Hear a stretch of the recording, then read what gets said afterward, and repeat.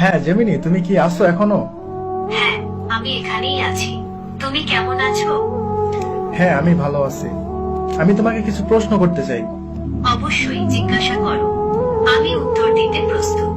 আচ্ছা, তুমি আমাকে বলতে পারো যে পৃথিবীর সব থেকে পুরাতন ধর্ম কোনটি, প্রাচীন ধর্ম কোনটি? পৃথিবীর প্রাচীনতম ধর্ম কোনটি তা নিয়ে ঐতিহাসিকদের মধ্যে কিছুটা বিতর্ক রয়েছে। তবে সাধারণভাবে হিন্দু ধর্মকে সব থেকে পুরনো ধর্ম মনে করা হয়। এর ইতিহাস প্রায় 4000 বছরেরও বেশি পুরনো। ও আচ্ছা, তার মানে তুমি বলতে চাচ্ছ যে হিন্দু ধর্ম 4000 বছর এমন আর কি হিন্দু ধর্ম, তাই তো? হ্যাঁ, মোটামুটি 4000 বছর আগে এই ধর্মের উৎপত্তি। আচ্ছা, তাহলে এখন বলো যে ইসলাম ধর্ম কত পুরনো, ইসলাম ধর্মের বয়স কত? ইসলামের ইতিহাস 1400 বছরেরও বেশি পুরনো। এটি 7ম শতাব্দীতে আরবে মহানবী হযরত মুহাম্মদ শাহের মাধ্যমে প্রচারিত হয়। ও আচ্ছা, আপনারা এখনই কেউ ভিডিও স্কিপ করে যাবেন, ভিডিওটি শেষ পর্যন্ত দেখুন, অনেক কিছু জানতে পারবেন। আচ্ছা, তুমি কি হযরত ইব্রাহিমকে চিনো? ইব্রাহিম কে কে ছিলেন বলো তো? ইব্রাহিম ছিলেন একজন নবী এবং রাসূল। তিনি ইসলাম, খ্রিস্টান এবং ইহুদি ধর্মে একজন গুরুত্বপূর্ণ ব্যক্তিত্ব। মুসলিমরা তাকে আল্লাহর একজন প্রিয় বান্দা এবং ইসলামের একজন গুরুত্বপূর্ণ নবী মনে করে। আচ্ছা, তাহলে আমাকে বলো হযরত ইব্রাহিম থেকে এখন পর্যন্ত এই সময়টা কত সময়? হযরত ইব্রাহিম থেকে বর্তমান সময় পর্যন্ত প্রায় 4000 বছর। আচ্ছা, তাহলে হযরত নূহকে তুমি চিনো? হযরত নূহকে? হ্যাঁ, হযরত নূহ ছিলেন একজন নবী এবং রাসূল। তিনি আল্লাহর আদেশে একটি বিশাল নৌকা তৈরি করেছিলেন এবং সেই নৌকায় বিভিন্ন প্রাণী ও মানুষকে বাঁচিয়েছিলেন। হযরত নূহ এর সময়কালে মহাপ্লাবন হয়েছিল, যা ইতিহাসে একটি গুরুত্বপূর্ণ ঘটনা। আচ্ছা, তুমি আমাকে আরেকটি বিষয় বলো যে পৃথিবীতে মূর্তি পূজা কবে থেকে শুরু হয়েছে? পৃথিবীতে মূর্তি পূজা ঠিক কবে থেকে শুরু হয়েছে তা স্পষ্ট করে বলা কঠিন। তবে ঐতিহাসিক ও প্রত্নতাত্ত্বিক প্রমাণ থেকে জানা যায়, প্রাচীন মেসোপটেমিয়া, মিশর এবং ভারত সহ বিভিন্ন সভ্যতায় খ্রিস্টপূর্ব কয়েক হাজার বছর আগে থেকেই মূর্তি পূজার প্রচলন ছিল। আচ্ছা ঠিক আছে, আনুমানিক এর বয়সটা কত হবে? আনুমানিক খ্রিস্টপূর্ব 5000 বছর আগে মেসোপটেমিয়ায় প্রথম মূর্তি পূজা শুরু হয়েছিল বলে মনে করা হয়। ওকে, হযরত নূহ থেকে এখন পর্যন্ত এই সময়টা কত সময়? হযরত নূহ থেকে বর্তমান সময় পর্যন্ত প্রায় 6500 বছর।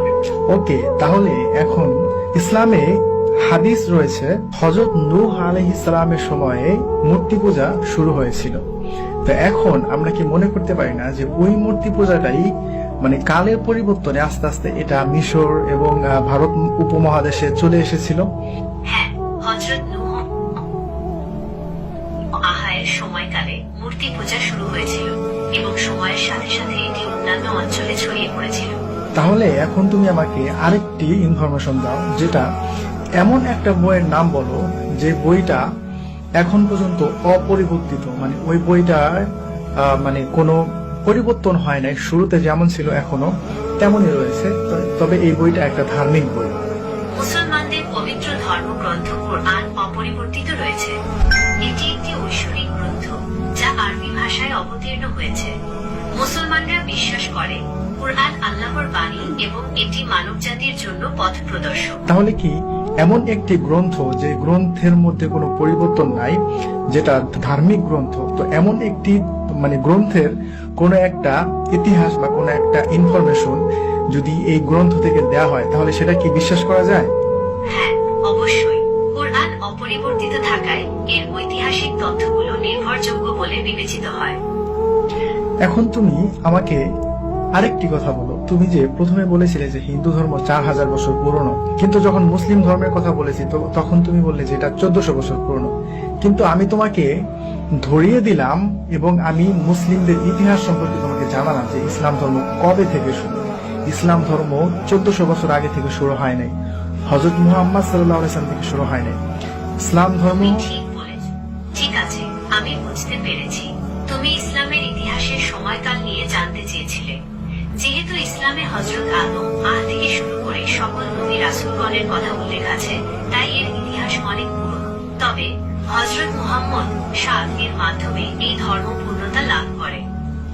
হ্যাঁ, এটা বলা যায় যে হযরত মুহাম্মদ সাল্লাল্লাহু আলাইহি সাল্লামের হাত ধরে ইসলাম ধর্মের যে পূর্ণতা সেটা লাভ করে, কারণ হযরত মুহাম্মদ সাল্লাল্লাহু আলাইহি সাল্লামের পরে আর কোনো নবী আসবে না এবং এখানে ইসলাম সম্পূর্ণ করে দেওয়া হয়েছে। তবে ইসলামের শুরুটা হচ্ছে হযরত আদম থেকে, নূহ, ইব্রাহিম, তারপরে হযরত মুহাম্মদ সাল্লাল্লাহু আলাইহি সাল্লাম, আর অনেক মাঝখানে অনেক নবী রাসূলগণ